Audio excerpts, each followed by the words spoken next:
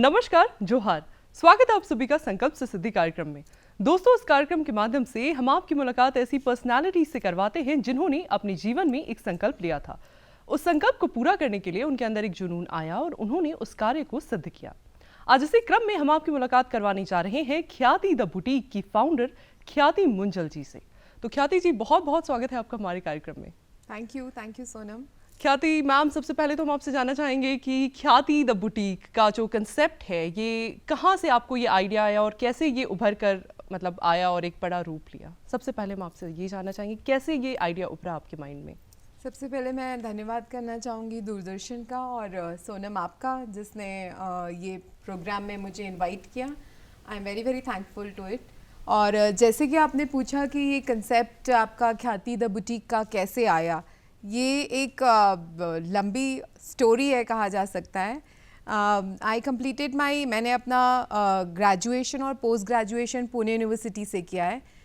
MBA करने के बाद मेरी शादी रांची में हो गई और यहाँ पे एक बिज़नेस फैमिली में मेरी शादी हुई। Our family is more than 100 years old in business.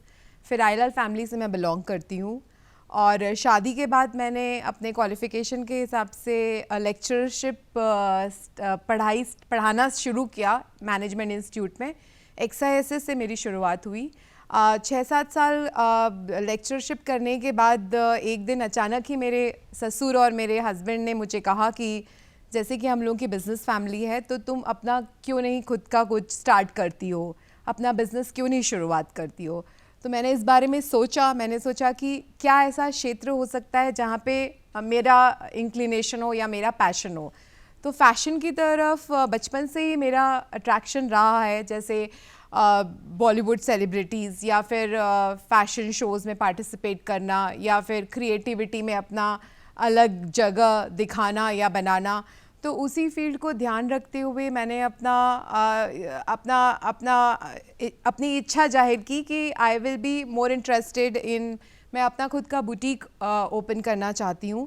तो उन लोगों का काफ़ी सपोर्ट रहा और फिर मैंने इस तरह अपने बुटीक की शुरुआत की आज से 9 साल पहले। मतलब काफ़ी लंबा सफ़र रहा है और मुझे ऐसे कुछ प्रैक्टिकल एक्सपीरियंस नहीं था, ना ही मैं बिज़नेस फैमिली से आई थी, ना ही मैंने बिज़नेस के बारे में कभी सोचा था, ना ही फ़ैशन के बारे में मुझे ऐसा कुछ बहुत एक्सपीरियंस था। लेकिन हाँ, मेरा डेडिकेशन, हार्डवर्क, मेरा पैशन, ये सब को साथ में रखते हुए फिर मैंने अपने बुटीक की शुरुआत की और बाय गॉड्स ग्रेस और ब्लेसिंग्स अराउंड अब मेरा बुटीक काफ़ी नामी है और सब लोग इसके जो स्टफ्स है, जो हम लोग कपड़े वगैरह रखते हैं, कस्टमाइज़ करते हैं, उसको काफ़ी सराहा जाता है। मैम, थोड़ा सा जानना चाहेंगे कि कैसे आपने अपनी बुटीक की शुरुआत की, स्टार्ट कैसे किया, क्या कंसेप्ट है आपके बुटीक का और कैसे ये लोगों को सर्व कर रहा है एक अलग हटकर। मैं रांची में जैसे देखा जाए तो काफ़ी सारे बुटीक्स हैं, लेकिन मैं यह कहना चाहूँगी कि मेरा बुटीक किस लिए यूनिक है या अलग है, आप यह शायद पूछना चाह रही है सोनम। तो मैं यह कहना चाहूँगी कि मेरे बुटीक के जितने भी आर्टिशियंस हैं, जो भी कारीगर है, वो लोकल नहीं है, वो मैं बाहर से करवाती हूँ और उनकी जो काम है बहुत महीन है और बहुत एक्सक्लूसिव है। यह पहला रीज़न है। और दूसरा है कि हम लोग बुटीक में, मेरा फर्स्ट एंड फॉरमोस्ट प्रायोरिटी हमेशा यही रहा है कि हम लोग कस्टमर सेटिस्फैक्शन को सबसे ज़्यादा महत्व देते हैं। अगर कोई कस्टमर आता है और वह कोई भी रेंज बताता है, जैसे हमको 2000 में चाहिए, 4000 में चाहिए, 6000 में चाहिए, तो हमारे पास सारी रेंज में उनके हिसाब से कपड़े रहते हैं और हम यह ध्यान रखते हैं कि कस्टमर को हम लोग मैक्सिमम तरीके से सेटिस्फाई करें, क्योंकि कस्टमर ही हम लोगों के लिए भगवान का रूप है और हम उन्हीं के हिसाब से सारी चीज़ें अपनी बनाते हैं और उन्हीं के हिसाब से रखते हैं। और तीसरी चीज़ यह है कि जो मेरी बुटीक की सबसे डिफरेंट है कि हम लोग जो सिलाई कस्टमाइज जो करवाते हैं, उसमें हम लोग अंडर प्रिविलेज जो वुमेन है, वो लोगों को भी हम अपने बुटीक के हेल्प से काम देते हैं। जैसे लाहा बैंगल्स हो गई या दिया मेकिंग हो गया दिवाली के टाइम में, या कुछ ऑल्ट्रेशन का काम हो गया कपड़ों में, तो वो सारी चीज़ें हम अंडर प्रिविलेज वुमेन से करवाते हैं, जिससे उनको एक तरह की अर्निंग भी मिल जाती है, उनको कॉन्फिडेंस भी होता है। और यह मेरी संस्था ही, जो मैं अपना NGO रन करती हूँ चैरिटेबल चार्म्स के नाम से, उसी के अंतर्गत हम लोग ये करते हैं। So this are the 3 pillars I think और रीजंस जो मेरे बुटीक को सब बुटीक से अलग करता है। मैम ये 3 पिलर्स तो आपने काफ़ी अच्छे बताए, स्ट्रॉन्ग बताए, जो काफ़ी अलग हैं, लेकिन इसके अलावा मार्केट में और भी कई बुटीक चल रहे हैं, सिमिलर बिजनेसेस चल रहे हैं, तो उनसे आप एक अलग स्टैंड बनाने के लिए क्या स्ट्रैटेजीज या क्या तरीके इस्तेमाल करते हैं कि लोग आपको एक अलग यूनिक आइडेंटिटी के साथ देख पा रहे हैं? सी सोनम, चैलेंजेस तो बहुत रहते हैं, कट थ्रोट कंपटीशन भी है, स्पेशली हमने देखा है कि पोस्ट कोविड में कपड़ों की मार्केट में online marketing has come into picture. मतलब आजकल सब लोग ऑनलाइन परचेज करने जा रहे हैं या करते हैं, वो लोगों को ईजी लगता है कि घर पे आके प्रोडक्ट अपना मिल जाता है। तो ये सारे चैलेंजेस, कंपटीशन तो है ही, उसके साथ हम लोग भी वो कंपटीशन में compete करने का ट्राई करते हैं। लाइक सोशल मीडिया में मैं अपना बुटीक का प्रेजेंस बहुत प्रोमिनेंट रखती हूँ, क्योंकि आजकल देखा जाए तो बच्चों से लेकर महिलाओं से लेकर सब मोबाइल स्क्रॉल करने में काफ़ी अपना समय व्यक्त करते हैं। तो उसी के हिसाब से हम लोग स्ट्रैटेजी करते हैं कि जिस समय टारगेट ऑडियंस सोशल मीडिया में एक्टिव रहती है उस समय हम लोग अपने पोस्ट डालते हैं, जिससे वो लोगों को पता चले कि हम लोग के बुटीक में क्या नॉवेल्टी आई है, नई चीज़ें आई है। सो that is one of a very strong source. Social media के बहाने सोशल मीडिया की वजह से हम लोग अपने बुटीक को प्रमोट करते हैं। और आजकल हम लोग ने होम डिलीवरी भी स्टार्ट कर दी है। जैसे अगर कोई कस्टमर को कोई सामान पसंद है और वो नामकुम में रहता है तो वी रेडी टू हम लोग वहाँ डिलीवर करवा देते हैं। जो मिनिमल डिलीवरी चार्जेस रहता है, या बहुत बार होता है कि फ्री डिलीवरी में हम लोग वो प्रोडक्ट्स अपने वहाँ पहुँचा देते हैं। तो कट थ्रोट कंपटीशन को अवॉइड करने के लिए आप और क्या क्या चीज़ें करते हैं मैम? कट थ्रोट जो जिससे कि आप एक अलग स्टैंड क्रिएट कर पा रहे हैं कस्टमर्स के व्यू में, कट थ्रोट कंपटीशन में जैसे मैंने आपको कहा कि social media presence is very very much important. मैं कभी कभी कस्टमर्स से इंटरेक्ट करती हूँ और उनसे फीडबैक लेती हूँ। बहुत सारे टाइम मैं अपने बुटीक में ऐसे प्रोग्राम्स ऑर्गेनाइज करती हूँ जिससे कस्टमर्स आते हैं और मैं उनसे open face to face conversation करके फीडबैक लेती हूँ। जिससे वो ओपन फीडबैक देते हैं कि आपका ये प्रोडक्ट हमको बहुत अच्छा लगता है, ये नहीं अच्छा लगता। तो वो कस्टमर से इंटरेक्शन करने से एक बॉन्डिंग बन जाती है और वो हम पे ट्रस्ट करते हैं। सो वो ट्रस्ट फैक्टर के बेसिस पे ही हम लोग अपने कस्टमर्स को लाइफ लॉन्ग कस्टमर्स बनाते हैं। सो that is the thing which I truly follow and I honestly believe कि अगर कस्टमर्स आप पर ट्रस्ट करते हैं तो वो कहीं नहीं जाएंगे, वो वापस घूम के आपके शॉप में ही आएंगे। मैम, अपना स्टार्टअप क्रिएट करने से पहले आपने 6 महीने तक पूरी कंट्री ट्रैवल की, रिसर्च किया काफ़ी, तो इस रिसर्च का क्या आउटकम निकल कर आया और इस आउटकम को आपने अपने स्टार्टअप में कैसे इस्तेमाल किया? थोड़ा सा इसके ऊपर हम जानना चाहेंगे। जैसे कि मैंने सोनम पहले ही कहा आपको कि मुझे कुछ इस फील्ड के बारे में नॉलेज नहीं था। ये तो फैमिली ने सपोर्ट किया कि आप कुछ कीजिए। So I wanted to prove it in a right way. अब आप पे कोई विश्वास करता है, ट्रस्ट करता है, आप पे इन्वेस्ट कर रहा है, तो आपको उसका आउटपुट भी उसी तरह दिखाना रहता है। इसके लिए मैंने काफ़ी सारे इंडिया की मोस्टली मेट्रो सिटीज़ जैसे बॉम्बे हो गया, दिल्ली हो गया, Jaipur and then Lucknow, all this city I had travelled. और वहाँ पे मैं डीलर्स, होलसेलर्स, आर्टिशन से मिली, उनका फीडबैक लिया, उनके मटेरियल्स देखे, उनका फ़ोन नंबर का लिस्ट बनाया। फिर उसके बाद उसमें से शॉर्ट लिस्ट करके रांची के जैसे टेस्ट है, रांची का ऑडियंस का टेस्ट, रांची के क्लाइंट्स का टेस्ट, उसके हिसाब से फिर मैंने परचेजिंग करके अपने बुटीक का सेटअप किया। So that was all the result of my. Purchase करने से पहले आप किन किन चीज़ों का ध्यान रखते हैं? रॉ मटेरियल्स अपने बिजनेस में लाने से पहले किन किन चीज़ों को आप ध्यान रखते हैं? पहले सबसे पहले तो बजट की ज़रूरत होती है। आपके पास कितना कैश है परचेजिंग के लिए। So budget is the foremost important thing कि आपके पास कितना बजट है। आप 5 लाख का स्टॉक लेना चाहते हैं, 10 लाख का स्टॉक लेना चाहते हैं, आपकी कितनी कैपेसिटी है और आपका that is the first important thing. Second important thing, आपका सीज़न कैसा है। जैसे अभी आपका दिवाली है, पूजा है, सो that is our main season, तो उस समय हम लोग ज़्यादा परचेज करते हैं और that is the second important thing. Third important thing कि बहुत ज़्यादा डेड स्टॉक ना हो, इसलिए हम लोग को रोलिंग करते रहना पड़ता है। जैसे बीच में सीज़न के टाइम हम लोग ने अपना फ्रेश स्टॉक किया, उसके बाद कुछ स्टॉक बच गया तो उसको हम लोग ने सेल में सर्कुलेट किया। सो that is the strategy any of the like personally I follow. Ma'am, boutique open करने से पहले आपने कुछ चैलेंजेस का भी सामना किया। अक्सर लोग किसी चीज़ को न्यू ओपन करने से पहले कुछ चैलेंजेस फेस करते हैं, थोड़ा सा हम आपसे जानना चाहेंगे इसके बारे में। Yeah, like when I opened my boutique, so people used to tell कि you don't have a qualification of a fashion designer, you are an MBA. जैसे आप फैशन डिज़ाइनिंग में आपने कुछ नहीं किया है तो आपको लगता है कि आप कर पाएंगे.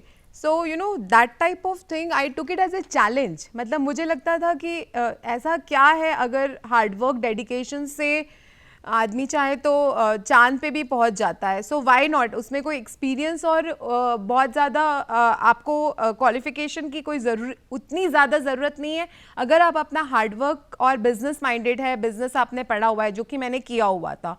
तो ये सारी चीज़ें तो मुझे इन क्रिटिक रिमार्क्स को आपने हैंडल कैसे किया जो एज अ स्टोन हर्डल्स आपके सामने आ रहे थे, लोगों के द्वारा फेंके जा रहे थे? See, I just believe in one principle that अगर आपको कोई कुछ बोले तो आपको उस समय एब्जॉर्ब करना चाहिए, उसको अपनी स्ट्रेंथ बनाना चाहिए, उसको वो चैलेंज को एक्सेप्ट करना चाहिए रादर देन टू रिएक्ट. सो मैं रिएक्शन पे ज़्यादा बिलीव नहीं करती हूँ. मैं जो भी जैसे सामने अगर कोई क्रिटिसाइज कर रहा है तो उसको एब्जॉर्ब करूँगी, उसको एनालाइज करूँगी कि वो क्रिटिसाइज कर रहा है तो सही तरीके से कर रहा है कि गलत तरीके से. अगर गलत तरीके से कर रहा है तो मैं उसे इग्नोर कर देती हूँ. हाँ, अगर उसकी बात सही है तो मैं उसे एब्जॉर्ब करती हूँ और मैं उसमें इम्प्रूवमेंट करती हूँ. क्या तरीका होता है इस क्रिटिसाइजेशन को पहचानने का कि क्या सही क्रिटिसाइजेशन है एंड क्या गलत क्रिटिसाइजेशन है आपके स्टार्टअप में आगे बढ़ने में? Sonam, that totally depends upon your experience also. जैसे जैसे आपकी एज होती जाती है आपको एक्सपीरियंस गेन होता है. पहली बार आप ठोकर खाते हैं, दूसरी बार आप संभलते हैं. सो मैं यही प्रिंसिपल फॉलो करती हूँ. ऐसा नहीं है कि मैंने लाइफ में कभी ठोकर नहीं खाई है. ठोकर खाने के बाद खड़े होके that is again to fight back. There you stand you know away और अहेड फ्रॉम अदर्स. कुछ ऐसी चैलेंजेस भी जो आपने क्लाइंट्स की ओर से फेस करी हो इससे पहले कि वो आपके प्रोडक्ट को एक्सेप्ट करे, आपके चीज़ों को एक्सेप्ट करे? बहुत बार होता है कि जैसे क्लाइंट्स आते हैं और बोलते हैं कि आपके यहाँ से ड्रेस लिया था लेकिन अभी उतना अच्छा नहीं लग रहा है या इसका कपड़ा ऐसा हो गया. That is the normal customer tendency. So अब उसको मैं वार्मली एक्सेप्ट करती हूँ, मैं बात करती हूँ, शेयर करती हूँ. और अगर मुझे लगता है कि हाँ मेरे कपड़े में सही में कुछ खामी है तो मैं एक्सचेंज भी करती हूँ. लेकिन अगर कुछ कपड़े में खामी नहीं है, अगर क्लाइंट ऐसे ही टाइम पास करने के लिए या you know just to spread some bad words about the boutique आता है तो मैं उससे बात करती हूँ और फीडबैक लेके फिर उसको इम्प्लीमेंट करती हूँ कि क्या उसमें क्या उसको पसंद नहीं आया, उसके हिसाब से फिर हम लोग उसको बना के देते हैं. ख्याति द बुटीक जो नाम है, ये नाम आपने कैसे रखा, किस कंसेप्ट के साथ क्या सोच कर रखा मैम? इसके पीछे भी आई am very much inspired by my parents. मतलब मेरे माता पिता के द्वारा मैं बहुत इंस्पायर्ड रही हूँ हमेशा. तो मुझे याद है कि जब ये बुटीक का बेस बन रहा था तब मेरी मदर आई थी. तो वो देख रही थी, काफ़ी जगह इधर उधर देखी. फिर उस समय काफ़ी सारे डिज़ाइनर्स भी आए थे तो उन्होंने कहा कि ये नाम रखो, वो नाम रखो, ऐसा रखो. मतलब जब प्लानिंग चल रही थी तो my mother, I don't know उनको क्या लगा, उन्होंने बस मेरे पास आके यही कहा कि तुम इस बुटीक का नाम अपने नाम से रखो क्योंकि तुम्हारा नाम का मतलब है प्रसिद्धि, बीन फेमस. ख्याति मीन्स फेमस और प्रसिद्धि. सो अगर ये नाम से तुम अपने बुटीक का रखोगी तो यू नेवर नो कि आप तुम्हारा बुटीक बहुत आगे बढ़ेगा बिकॉज नाम से बहुत चीज़ इन्फ्लुएंस होती है. So I think that word really touched me and I discussed it with my husband. मैंने अपने हस्बैंड से भी बात की, मैंने अपने फादर इन लॉ से बात की. तो वो लोग ने भी एग्री किए क्योंकि that was some message from some elderly person. जैसे मेरी मदर ने कहा था तो वो लोग ने भी कंसिडर किया. तो इस तरह फिर मैंने ख्याति द बुटीक रखा अपना. ख्याति द बुटीक के टारगेट क्लाइंट्स या टारगेट कस्टमर्स कौन कौन रहते हैं और आप उनको आइडेंटिफाई कैसे करते हैं? सी बुटीक के कस्टमर्स, मेरे पास the product starts from a range of 800 में आपको एक सिंपल कुर्ती मिलेगी जो कि आप लेक्चरशिप में पहन के लेगिंग्स के साथ या पैंट्स के साथ जा सकते हैं. So I have many clients who are a lecturer or who are a school teacher. I have clients who belong from very rich families also. वो लोग they want customized kurtis और they want their wedding gowns. तो उस तरीका का भी मैं करवाती हूँ. मेरे पास हर तरह के क्लाइंट हैं. क्यों? क्योंकि मैं हर रेंज का प्रोडक्ट रखती हूँ.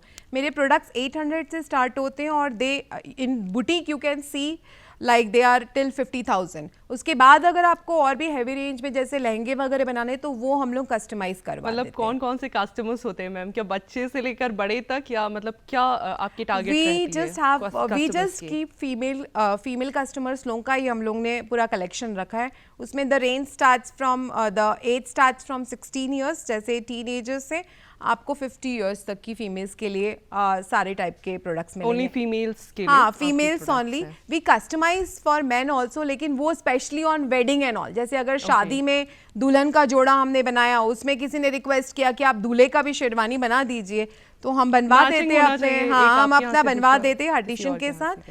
And together with my boutique cloth collection I have my own jewellery collection also, जो कि मैंने अपने बेटे के नाम से रखा है, अंश ज्वेलरी कलेक्शन। तो उसमें हम लोग, और हम लोग का शू का शोरूम भी है, तो हम लोग पूरा अडॉर्न करते हैं, जैसे टॉप टू बॉटम। आपका कपड़े हो गए, ज्वेलरी हो गए, शूज़ हो गई, बैग्स हो गई, तो आप ख्याति बुटीक में आते हैं तो टॉप टू बॉटम आपको पूरा अडॉर्नमेंट मिलता है। मैम फिलहाल में क्या कोई ऐसी चैलेंजेस हैं जो आप फेस कर रही हैं इस चीज़ को, इस बिज़नेस में, या इस स्टार्टअप को आगे बढ़ाने में, या इसको एक विस्तृत रूप देने में?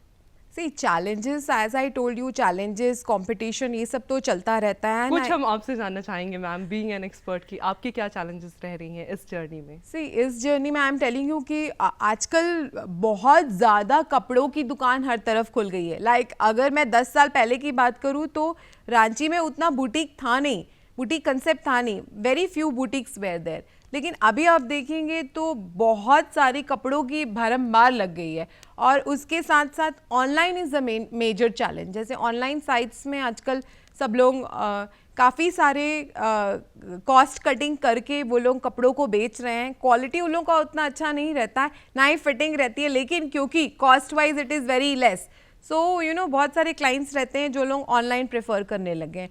तो अभी के लेटेस्ट में तो मैं बोलूँगी कि ये ऑनलाइन को थोड़ा कट शॉर्ट करना चाहिए, ताकि जो बिजनेस वुमेन, बिजनेसमैन लोग अपना शॉप खोल के बैठे हुए, वो लोगों के बिजनेस को इतना हैम्पर ना हो। तो ऑब्स्टैकल्स आप फेस कर रहे हैं ऑनलाइन शॉपिंग को लेकर, बाकी एल्स जो that is the major challenge we are facing. कम प्राइस में प्रोडक्ट्स ऑफर हो रहे हैं, लेकिन उनकी वो क्वालिटी नहीं आ रही है, दैट इज द को लेकर तो उसको आप टैकल कैसे करते हैं ma'am?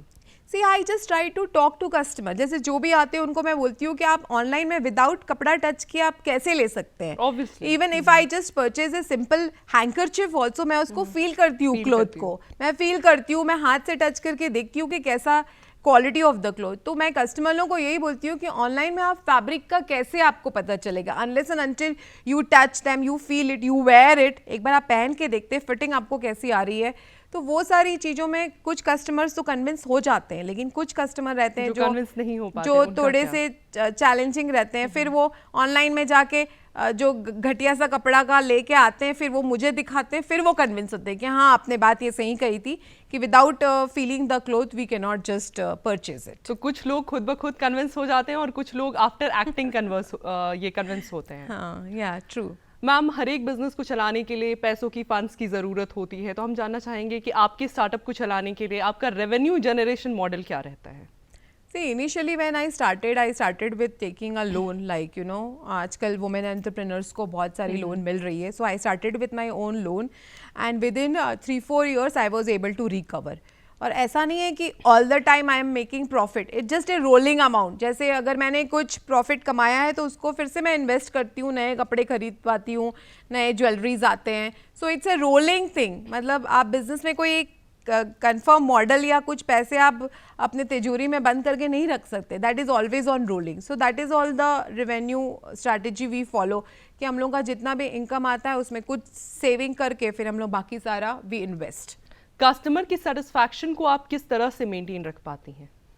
That too you need to ask my customer also, because they really love coming to Khyati the boutique, and I would love to, I have shared a few videos. Customise needs होते हैं customers के, अलग अलग customers के, तो उन needs को पूरा करना और उन नीड्स के बीच उनकी सेटिस्फैक्शन को भी इंश्योर करना किस तरीके से आप कर पाते हैं मैम? सी पहले तो मैंने आपको कहा कि मैं कस्टमर का फीडबैक लेती हूँ, उनके हिसाब से उनके कपड़े या जो भी है उसको डिज़ाइन करवाती हूँ और फिर बनवाती हूँ, जिससे वो सेटिस्फाइड रहते हैं। साथ में I just provide them in between offers, like बीच बीच में मेरे कुछ ऑफर्स भी रहते हैं जैसे अगर मेरी एनिवर्सरी रही बुटीक की तो उस समय मैं कस्टमरों को हैवी डिस्काउंट प्रोवाइड करती हूँ जो परमानेंट कस्टमर रहते हैं।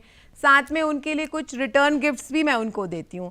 सो उनसे उनकी खुशी और सेटिस्फैक्शन लेवल दुगनी हो और बढ़ जाती है। जाता है।